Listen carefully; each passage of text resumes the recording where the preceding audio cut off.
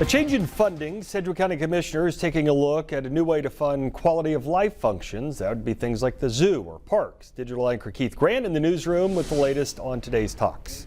Mike, today commissioners voted on funding these quality of life functions through a sales tax rather than property taxes. The commissioners voted against it. Chairman Ryan Beatty and Commissioner Jim Howell are the two voting in favor of this resolution today, though. Howell introduced the proposal as a way to separate funding for core government functions like roads and ambulance services from quality of life programs.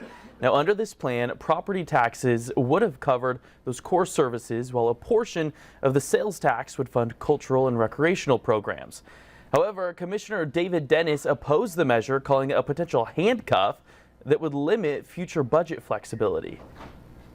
I'm arguing that this board should not be the ones that make the decision for future boards. The genesis of this is property taxes are reserved for core functions of government. You don't fund things outside core functions of government with property taxes.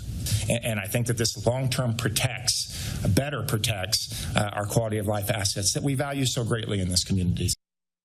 Howell says he will bring this idea forward again. We could see this reintroduced in the next couple of months when there will be two new commissioners. Rachel?